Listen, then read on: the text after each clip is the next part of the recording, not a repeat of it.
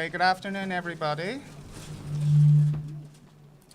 I'm going to be mercifully brief. I know it's a massive cliche, but I think given the audience, we don't really need any introductions whatsoever. So I'd like to maximize the amount of time he's offered us and go straight over to thanking and welcoming the one and only Alan Moore.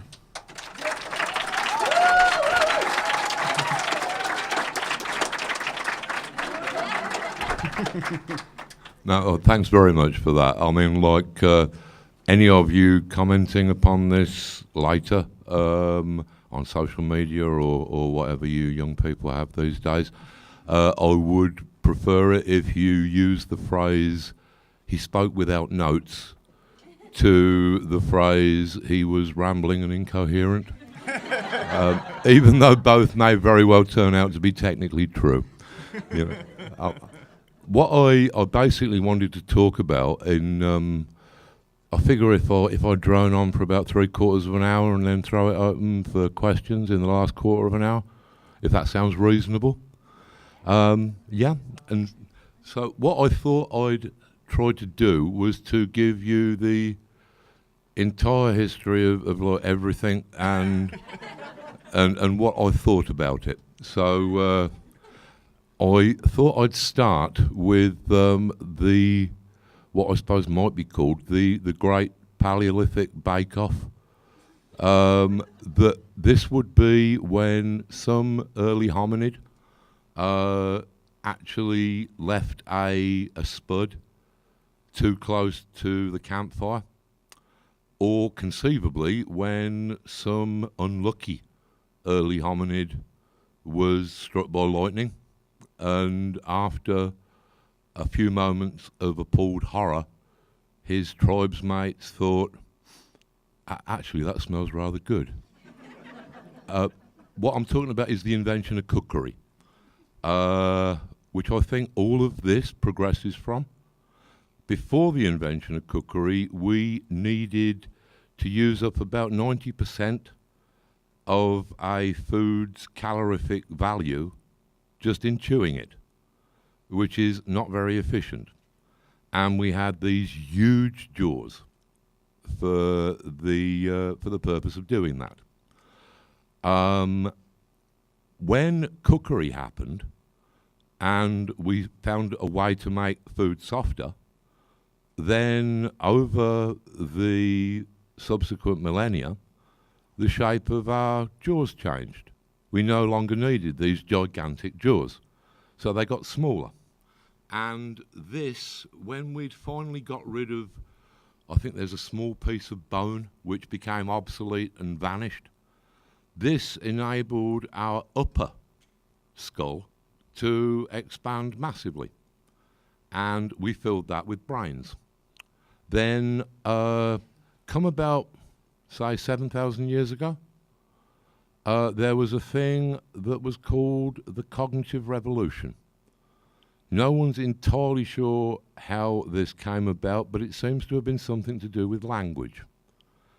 The writer Julian Jaynes, he talked in his book about his book, which has got a fantastic title, which I would urge you to drop in conversation if you ever want to kill the conversation stone dead. This is the Origins of Consciousness in the Breakdown of the Bicameral Mind. You know, he was saying in that before modern consciousness, we obviously had awareness, but this may not have been greatly significant to the awareness that animals have. It certainly wasn't anything like as complex as the state which we call consciousness today.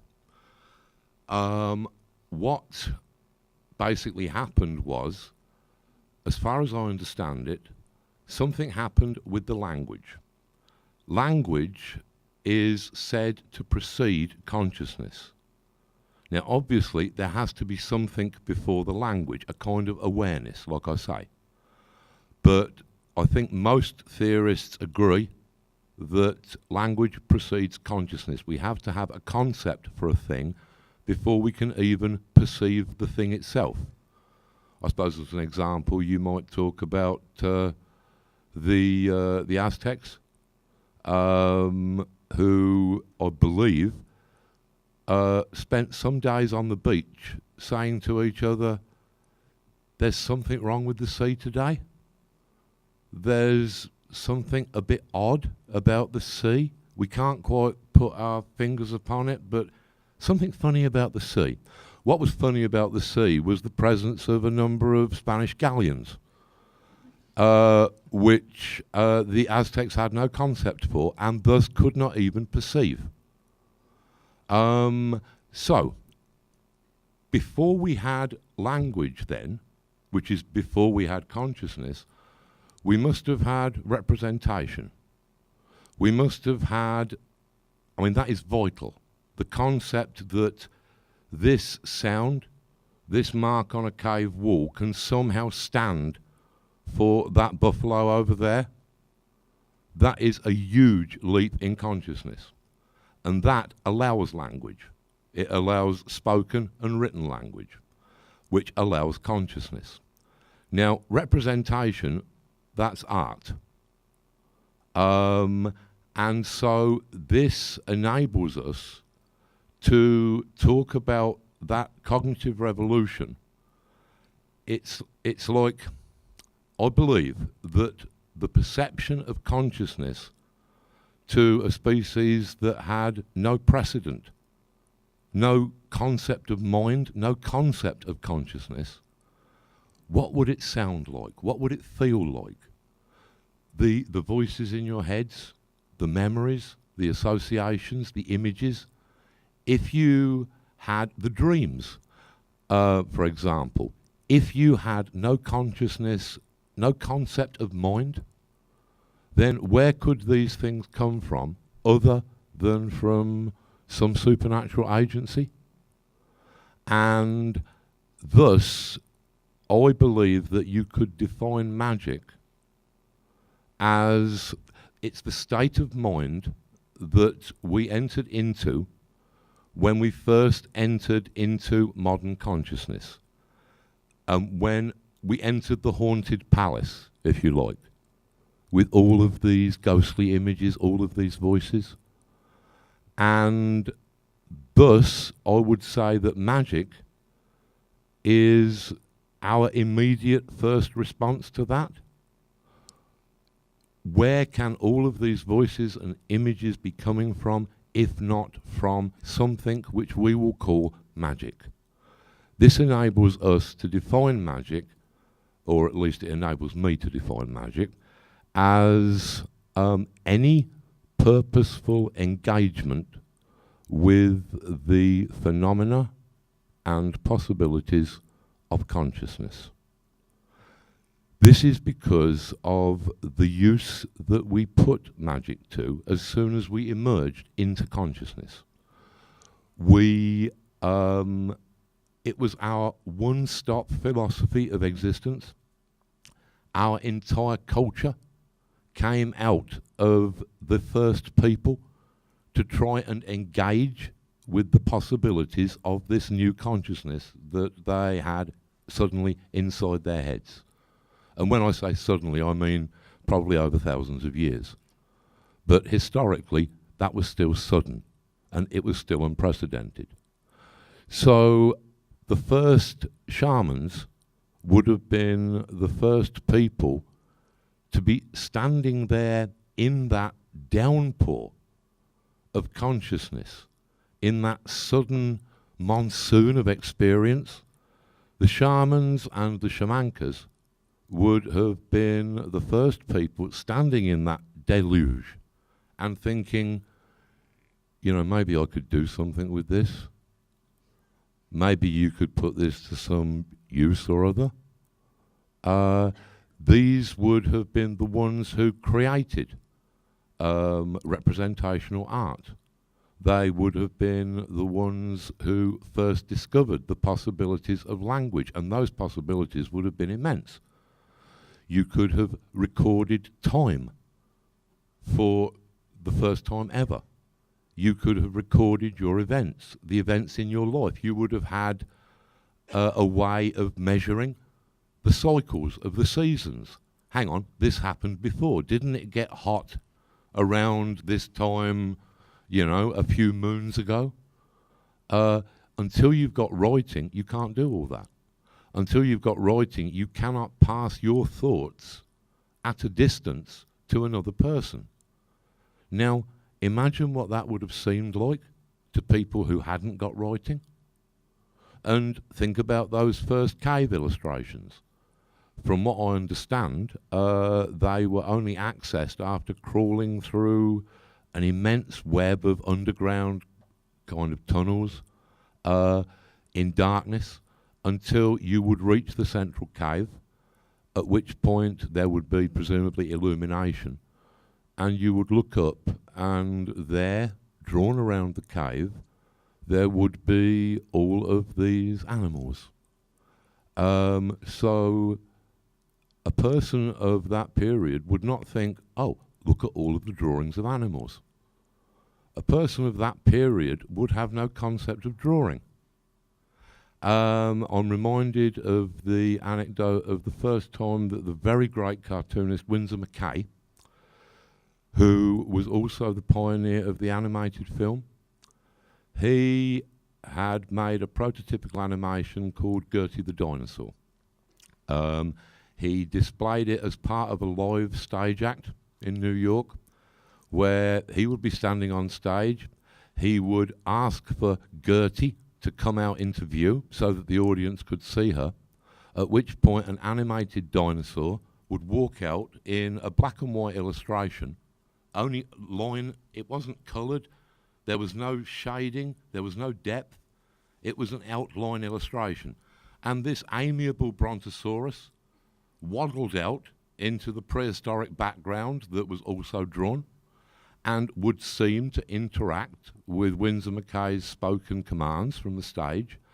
And then at one point, she seems to get a bit feisty, and Winsor McCay has to threaten to come in there and sort her out, at which point he walks off stage, rolling up his sleeves, and a animated Winsor McCay walks into the animated image and berates Gertie the dinosaur. Now, my point is, after the show, the audience were asked what they had seen, and the majority of them said that they had seen a tame dinosaur live on stage, even though at one point the dinosaur picks up a tree with its tail and throws it over some mountains that are miles into the imaginary background, when the audience must have known that there was nothing beyond that back wall of the theatre other than perhaps a car park. And yet, because they had no concept of animated film, they believed that they had seen a real dinosaur. This was in the early 20th century.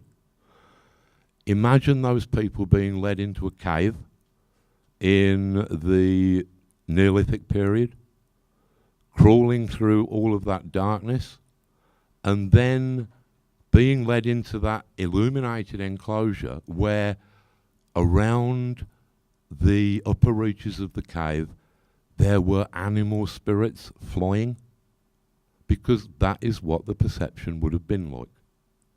The early shamans, they would create the entirety of our culture out of their methods for dealing with the phenomena and the possibilities of consciousness. All of dance, all of music, all of painting, all of literature, all of sculpture, all of performance, all of this comes out of the dance of the shaman around that primordial campfire, because that is art, and that is a way of changing the consciousness of the audience. You're giving them new ideas. You are actually shifting their consciousness into a new state. And I suspect that at the heart of that original shamanic stage of society there was ecstasy. I believe that this was the actual centre of the shamanic worldview. It was this communal ecstasy at existence itself. The being there by that campfire, and perhaps this may have been enhanced by psychedelic drugs, or simply the performance itself might have transported the audience to a different state of mind, where the spirits of the landscape and of the animals were visible, were dancing around them, where they were there in the firelight under a million stars. Yeah, that would be ecstasy. That huge communal experience of the universe. This was at the centre of the shamanic tradition. And the shamanic tradition probably allowed us a lot. The fact that you had shamans who were capable of recording the changes in the seasons, this conceivably could have led to agriculture. The fact that in all of these calculations of the night sky, mathematics might have arisen. A lot of the concepts upon which our society is built, and all of the concepts upon which our culture is built, would seem to have come from that form of early shamanism, which would have included at some point the idea of agriculture and the idea of settlements. Now, when you get to urban settlements, everything changes. Suddenly, people do not have to grow their own food in order to survive.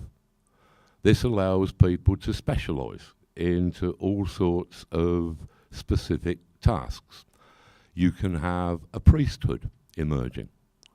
Now, this will take away the spiritual component from original shamanic magic.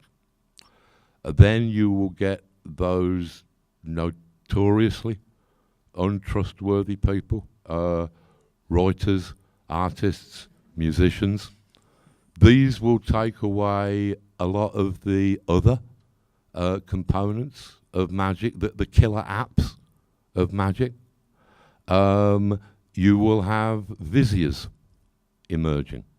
Now, before that, the tribal chief, presumably some alpha male or other, but perhaps not terribly bright, would have relied upon the advice of the medicine man. That was when, or the medicine woman, the shaman or the shamanka. And that was magic's political function. But this was taken away by the rise of viziers. But that was still kind of okay, because magic had still got medicine, and it had still got natural philosophy, which is the beginnings of science, and it still had access to the inner world. You'll notice that society did not take on magic's function of providing ecstasy. This is because ecstasy really doesn't work in an ordered urban society. If you've got to have people turning up on time to do their jobs, you don't want them having ecstatic visions. Civilization and ecstasy, they really don't go together. So little by little, you're seeing magic dismembered. You're seeing all of its various parts and functions being hived off to subcontractors, if you like. Yeah, to artists, to priests, to writers. Then around about the Renaissance, you suddenly see the emergence of science out of alchemy. And science, although it is obviously a child of alchemy, I think a lot of us, sometimes we get embarrassed about our parents.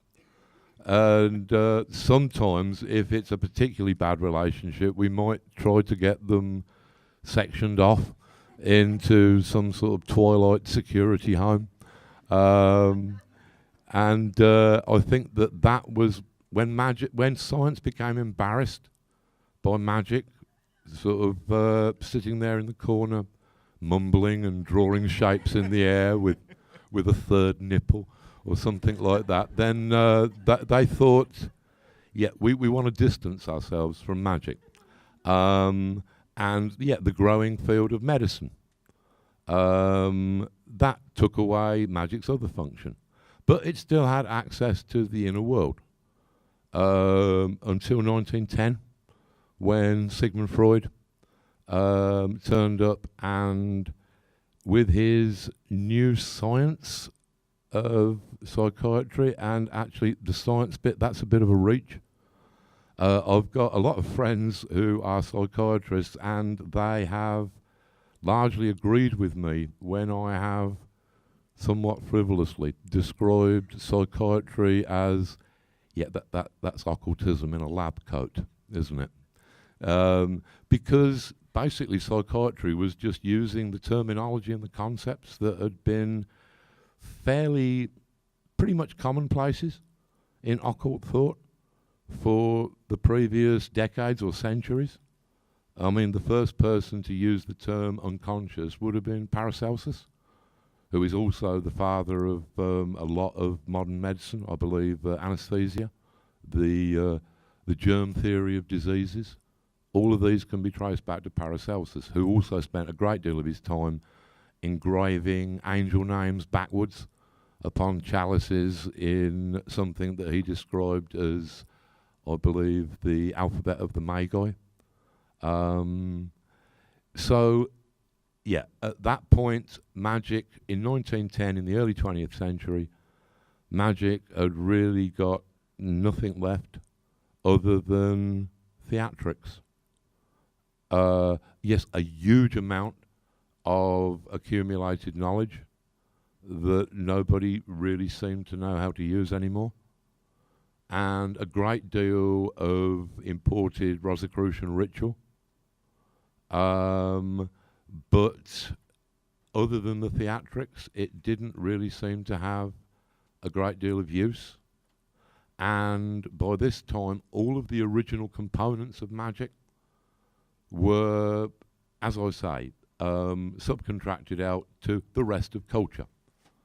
Now, I would imagine that sort of at this point, you kind of, what you've seen is a dismantling of magic to the point where we are practically living among the dismembered pieces of magic as we enact our ordinary cultural lives.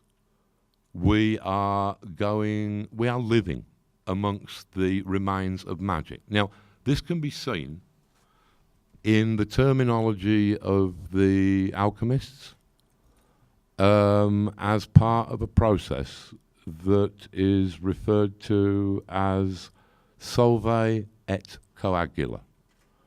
Now, what solve is basically, it's reductionism. It's when, and reductionism is when you've got a problem that is so big, so complex, that you can't possibly get the entirety of your head around it all at once. So you break it down into smaller and more easy to understand pieces. This is also the process of analysis, of taking an idea apart to see how it ticks, to see how it works, testing each part of it. Now, yeah, this is the equivalent, of course, of taking a Swiss watch apart if it stopped functioning, and spreading out all of those little gears and flywheels on the table in front of you. This is the point that I believe our culture has reached at the moment. And this is, of course, the uneasy point where you have to think, yeah, I'm going to have to put all of this back together now, aren't I? Which is the other half of the alchemical formula, solve et coagula. The coagula part of it is when you put all of those watch parts back together in a hopefully improved, or at least better understood form. And I think that this is what we have done with magic. I think that this is what we have done with society. I think that we have taken these things apart to their most indivisible pieces. And now the task is to put them all back together. Now, how are we going to do that? The idea that I thought might accomplish that, or at least might point to a way of thinking by which that could be accomplished. The first step would be putting back together the original components of magic. It would be saying that, all right, magic is something that seems to arise along with art, language, and consciousness. In fact, maybe those four things are actually just facets of the same phenomena. So if we had a better understood conception of magic, what would be a good thing would be to link that up with art. This is purely my own prejudices that will be coming out here. But a lot of this modern art, I mean, honestly, my 9-year-old nephew could do better. It's no, that's not true. There is a great deal of wonderful modern art. What I don't like is this lazy Charles Saatchi conceptualism. I don't like these things that are half an idea, they're demi-concepts, that they're things that might have been okay for an advertising campaign, but once you've got the idea, there is no reason why you should ever look at that piece of art again. I think that a union between art and magic could be beneficial to both sides. It could benefit art to have contact with some sort of vision that was at the center of the artistic process, that would enable people to create art that was actually adequate to the extraordinary times that we're living through. As for what it would do for magic, I think it would do a great deal. It would give a result to a lot of the otherwise resultless, that's not even a word, is it? But to the otherwise kind of unproductive magical rituals and things. I mean, it's all very well moving your consciousness into some other universe or other state. But what can you do with that other than tell people about it? If you could actually make that into some form of art in the way that, say, Austin Spare did. I mean, Austin Spare, that is the best, that's the closest that we will ever come to having someone who could take a camera into that state with them and actually give us some kind of concrete photographic evidence. You know, the art was originally part of magic. I say, let's put them back together because that would benefit both of them. The next stage would be to link up art and science. And I don't think that that's unthinkable. I mean, like in my regular readings of New Scientist, I see a lot of movement in that direction already. That scientists are realising that, say, neurologists are realising that actually a lot of the modernist writers were way ahead of them when it came to actually describing people's actual mental states. People are realising that, I mean, there was Douglas Hofstadter's wonderful book, Gödel, Escher, Bach, which basically states that the mathematics of Kurt Gödel, which are very playful and recursive, well, no, I wouldn't say playful, they're too serious for that. They nearly destroyed the entire of mathematics by proving a paradox. And if you do that once, the whole of mathematics collapses. It was basically a a variation upon the Cretan paradox, which was all Cretans are liars, says so-and-so, the Cretan. It's a thing which, if it's true, it's not true. Gödel, with this kind of weird recursive logic, he almost destroyed maths.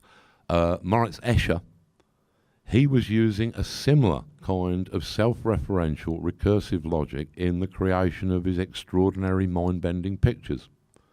And, Hofstadter argued, so was J.S. Bach in the creation of his fugues, in all of his very mathematical music. So, science and art would seem, to a certain degree, natural bedfellows. They can inspire each other. The final thing, and the most difficult thing to achieve, would be to connect science with politics so that we could have some evidence-based government. Like I say, that probably sounds like a bit of a reach. But when you consider our alternatives, we might be having to think about some different ways of doing things, and possibly sooner than we're expecting. So this is, that's my basic thesis, that we, ever since we became conscious, that our initial state was one whereby everything was explained by the magic worldview, that progressively since then we have dismantled magic, and to a certain degree have dismantled our own consciousness, our own identity. We've packaged it into smaller and smaller parcels. I think that as a culture and as individuals, it's probably time to start putting ourselves and putting the world back together. And I think that that will probably proceed from putting our concept of magic back together. And if we can accomplish that, I believe that the ecstasy, that might be there waiting for us. But is that 3/4 of an hour? It's more like half an hour, but I imagine you're going to have an enormous number of questions, so we could open them early if that would... If that sounds all right with... I don't know... I've probably, if I went back and added details, it would probably just be incoherent. Let's throw it open to questions, if that's all right with everybody else. Okay, have you got the microphone? I've got the... it's coming. Can you please speak more to the fact that you feel that civilization is not going to doesn't work with creating ecstasy and creating pockets of ecstasy within civilization? Well, I think that this was the original reaction when we were first starting urban civilization, that ecstasy was found not to work because people aren't reliable if they're suddenly becoming ecstatic. And I think that you can see an aversion to ecstasy running quite a long way through our culture. We will generally find other reasons for repressing it. But, even in dance culture, where it was arguably a more chemical form of ecstasy, but where the ecstasy was as real, and the sense of communing with these abstract forces was as genuine, and yet that was outlawed, because I think ecstasy is dangerous. The kind of, why, if you've had an ecstatic experience, are you going to be quite so enthusiastic about going into work at your dreary job the next day? And what if everybody felt like that? It's not a thing that is conducive to society, or at least not to society back then. But these days we have other possibilities open to us. We are moving into a new phase of society which we don't even have a name for yet. I think that we're probably at the same juncture that we were at roughly 100 years ago, in 1915, when during that decade we had the First World War, the first modernist war, where you had prototypical tanks alongside battalions of archers, where you had zeppelins and horses, where you had mustard gas and sabres. This was the emergence, the brutal emergence of the modern world. At the same time, you had Einstein completely revising our concept of the universe. You had, let me see, there would have... Sorry? Nikola Tesla, he didn't have such an impact upon society as the people that I'm thinking of. Yeah, Einstein, he changed the way that we all thought about the universe. I was thinking more of people like Stravinsky, who, with Rite of Spring in 1913, completely changed the way that we thought about music.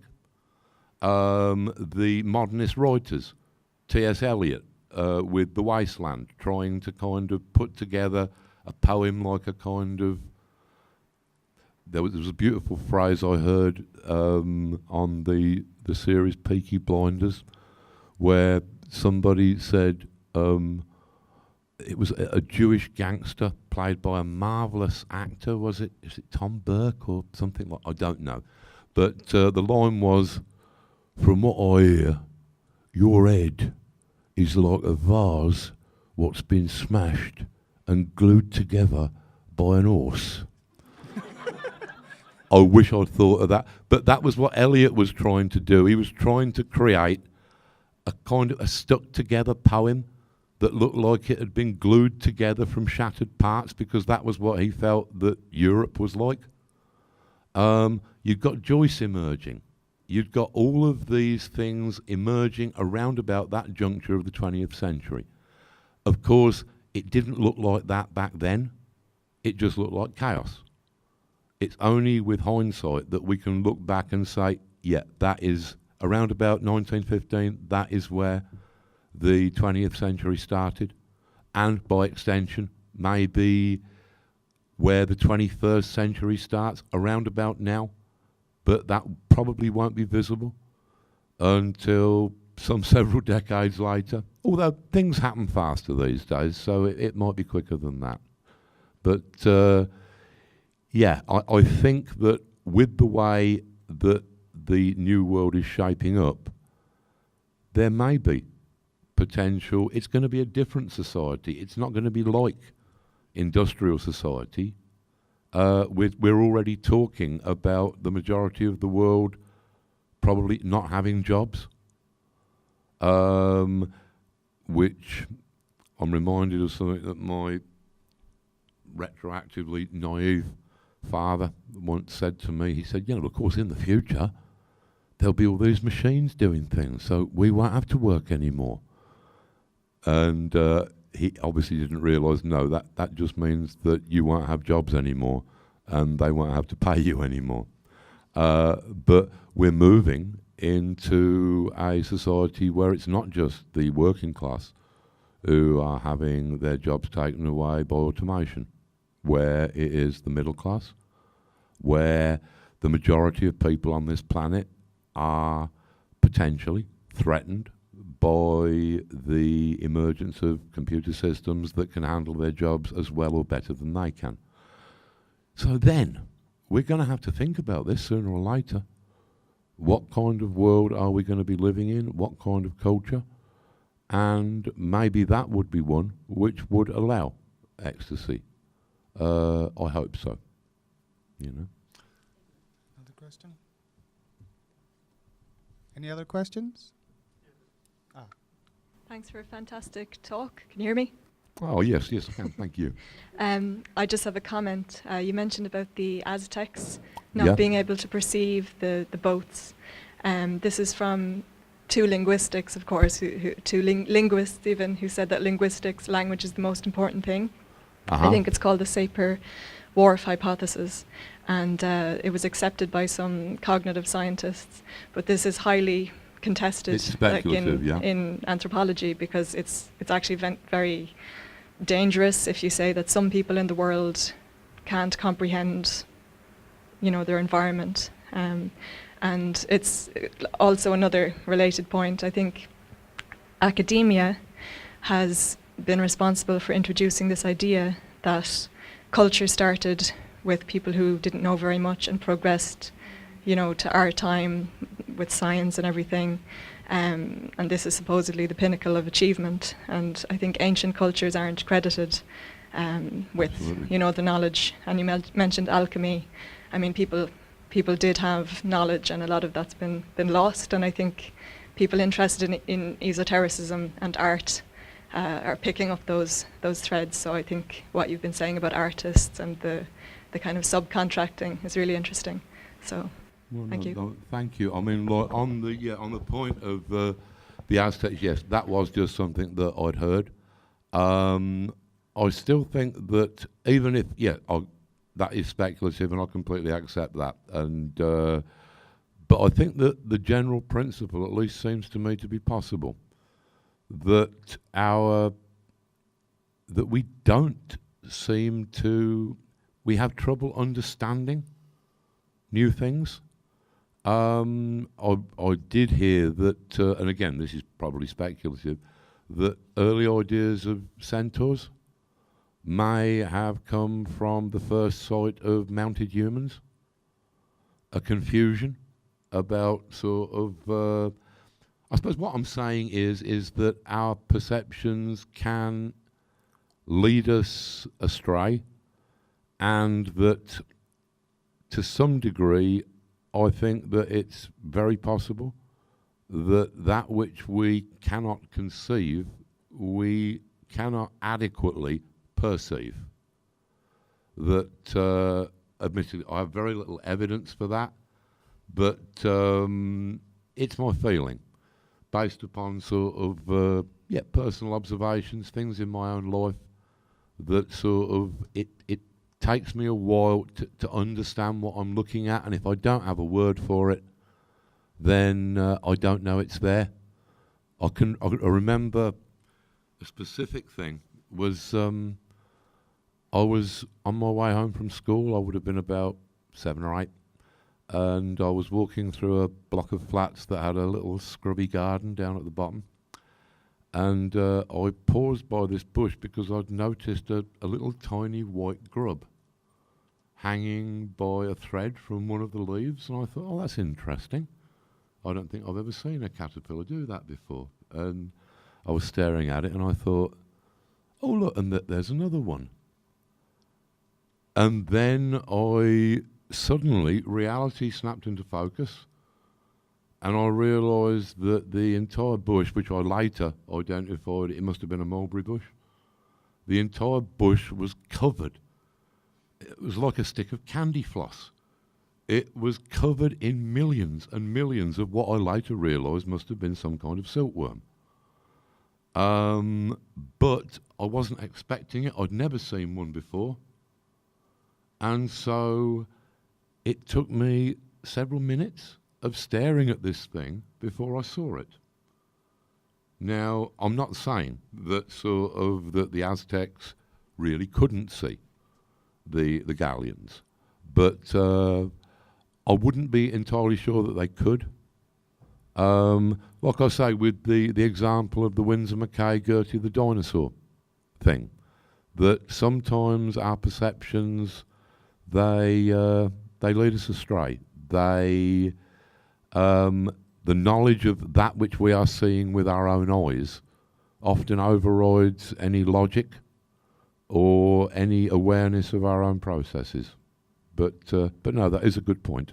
I agree that perceptions can lead you astray, but there's a difference between seeing something that you're not expecting to see, for example, and not having the knowledge of something. Like people who live near the ocean had boats. Yes. What boats were. So that's to do with language and translation. It's not to do with not having the knowledge. Yeah. I know you're also saying another thing about perception. Although in the case of galleons, I mean, would a boat that big or that differently shaped to what the the natives would have perceived as a boat, would that have been necessarily, in the context of their culture, automatically understandable as a boat?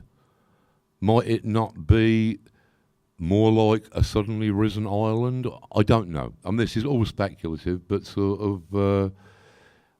I'm also reminded of something that Robert Anton Wilson once said about having, when he was a child, he'd been crawling around in his garden and he parted some stems, and there behind them was a gigantic crouching spider as large as an Alsatian.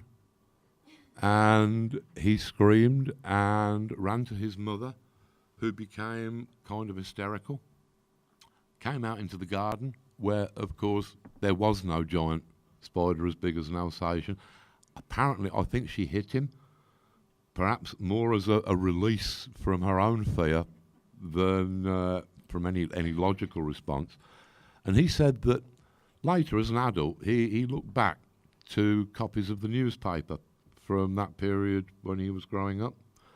And actually, no, there were no reports of an invasion by giant spiders. But he was saying, but if there had been, what would people have seen? If they'd been walking down the main street and there, in the curb, by the curb, was a gigantic spider as big as an Alsatian, what would they actually see? Now, he was suggesting, would they see perhaps two dogs fighting or perhaps having sex? Would they see perhaps a black bin bag that was blowing along in the wind? I'm not saying that they would, but I can easily imagine circumstances where a lot of our reality, we have, it's constructed internally anyway, in the terms that if we have these things called, I believe it's pronounced facades, that if we're looking from one thing to another, our mind will fill in the necessary bits in between so that we don't get nauseous or dizzy. We fill in bits of reality. I mean, in terms of our memory and our reconstruction, I believe, 60% of it is actually fabrication. That it's not recall, it's reconstruction. A lot of our reality is invented. And no, I know exactly what you're saying, and those are two different things. But yeah, the general principle that we sometimes don't see the things that are there, even on a simple, basic social level. I still run into people who are saying, "Oh, it was much nicer back in the old days. You didn't get all of these paedophiles back then, did you?" And of course, yes, you did. You got more of them because you didn't really have a word for it back then. I can still remember the head of first years at Northampton Grammar School. Believe me, yes, we did have it back then. But we hadn't got a word for it. These things suddenly become more visible once there's the language there, and that enables you to have a consciousness of these things, which enables you to do something about it. It's, I don't think we should ever forget how much of our experience and our culture is a linguistic construct, you know? Yeah, just before. Yeah, thank you so much for the things you're speaking. Really, really valuable. And specifically, having language for labelling the magic that is at work now.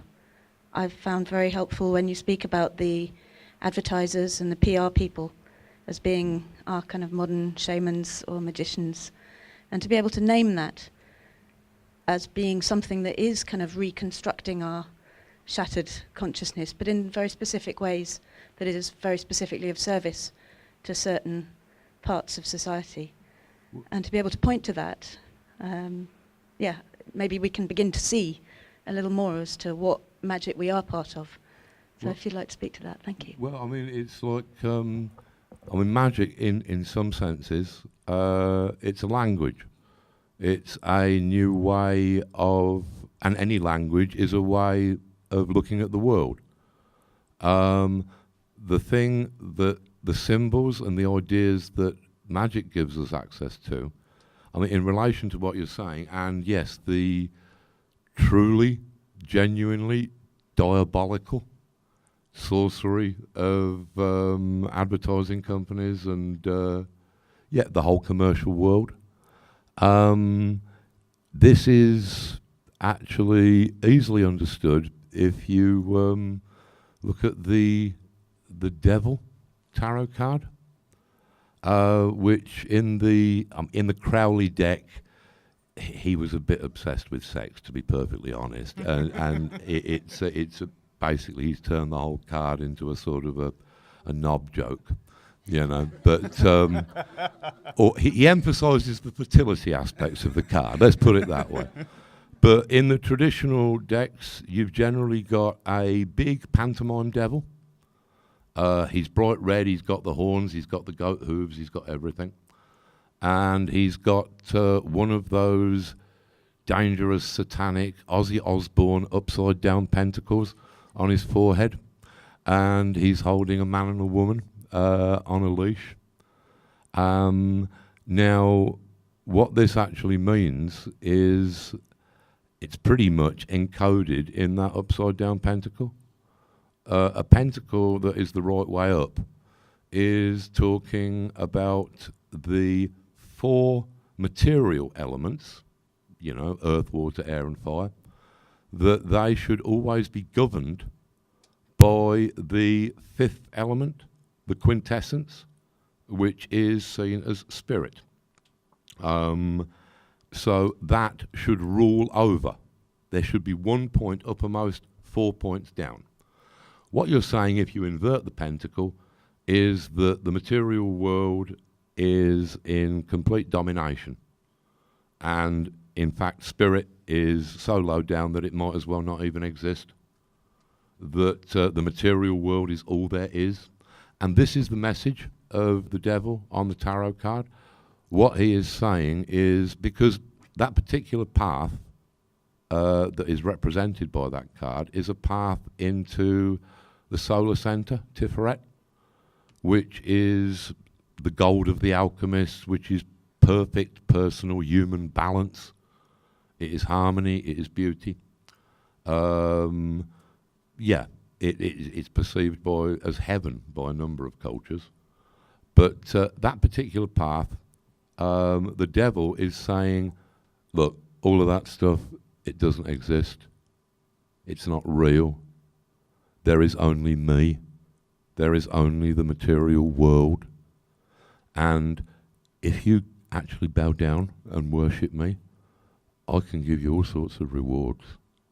I mean, this is it. This is it. The material world, that's all that exists. You know, money. I mean, you'd like some money, wouldn't you? And you'd like lots of material possessions. So put aside all of these thoughts of spirit or any kind of personal advancement of consciousness or stuff, because that's all just a delusion. That's a fairy tale. Worship me and I'll reward you. Or, if you give me any trouble, just think about all the things that I could do to you. I could take away your money, couldn't I? How would you like poverty? And what about ill health? You know, this material world is all of my domain. And that is the whole point of the parable in the Bible about saying, get behind me, Satan. It's a kind of hologram. That is all that it can offer, and that is all that it can threaten. And that is a truly satanic view of reality. It's a dictionary definition of Satanism, as far as I'm concerned. That the material world is everything. That we are no more than our physical bodies, and that our culture is no more than how our economic balance is doing. This is Satanism, and this is pretty much the whole world at present.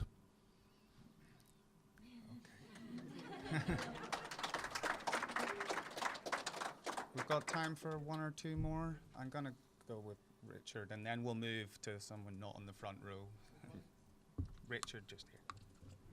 I had more of just a observation than a question, but your metaphor for how magic has been kind of disassembled and spread out like a disassembled Swiss clock has given me a new way of interpreting the myth of Isis and Osiris, without the knob joke, or even Isaac Luria's concept of the broken vessels being reassembled. So I find that to be real exciting. So thank you for adding that layer of meaning to those kinds of images.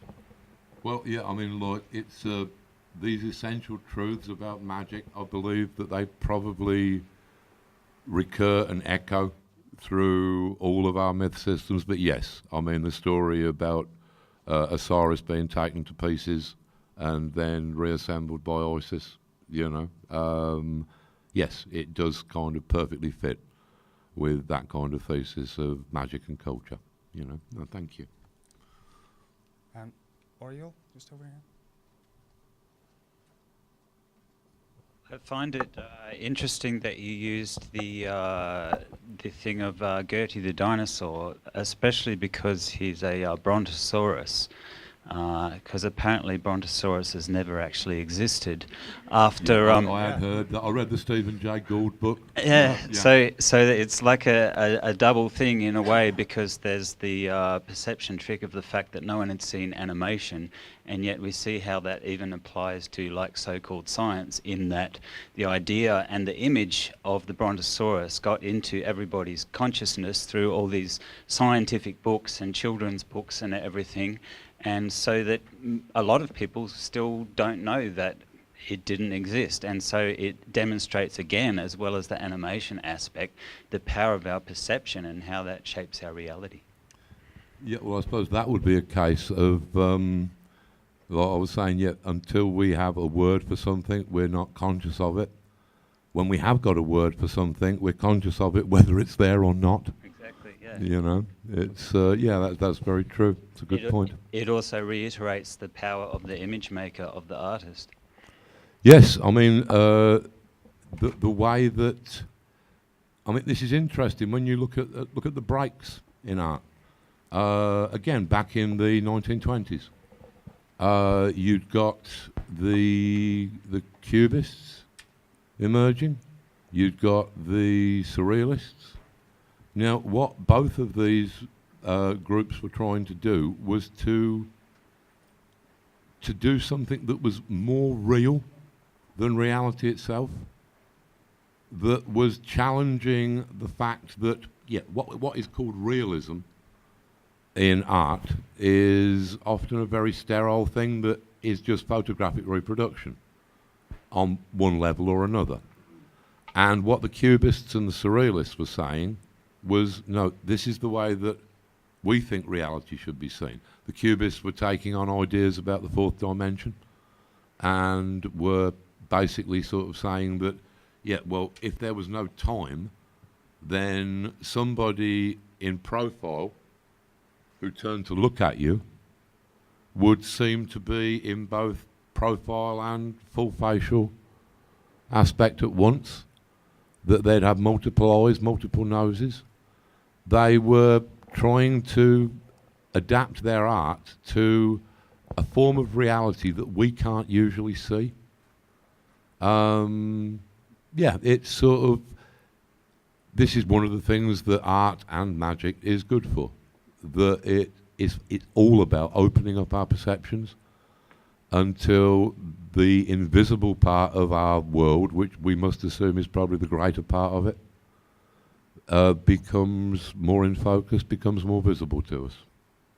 You know. Okay, one last question. Yeah, over here. Yes, you can pass it. Thank you for this talk. Very, very, very enlightening. I had, you know, the discourse of this dismembering of magic is the same as philosophy has. So I would like to know, what do you see is the relationship between, or during the history or now between magic and philosophy? Probably both fields probably started out in the same place. That anything that which is in the domain of consciousness would have initially been perceived as magic, and it probably wouldn't be a bad thing if all of these different areas of human culture, philosophy, art, science, if they were seen as magic again, if only because that might give us a bit more respect for them, and thus for ourselves. That all of these things, if they were seen as magical, as genuinely magical, in a real true sense of the word, then I think we'd have a bit more respect for the processes involved, for the godlike processes involved in simple thinking. Yes, I'd say that probably magic and philosophy are indivisible, but that philosophy has specialised to very great effect, you know. Thank you. And yes, another little thing. Well, in this conference, we have seen all these days that this, what you are talking about, is actually happening. Thank you. Well, that would be very, very comforting to think. I would hope so. I would hope that all of these different nodes of information, different lenses of perception, can all find some common ground, and that we can put this thing back together into a coherent and hopefully ecstatic culture.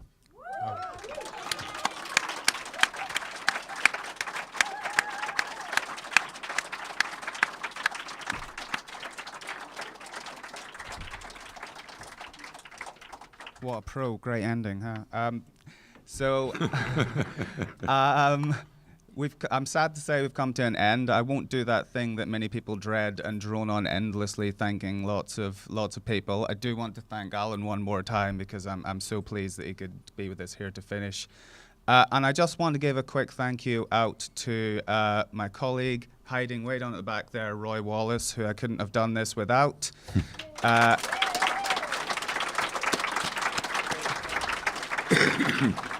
And just, of course, as well to Kerry and all of her technical team who've been the backbone to this whole fair.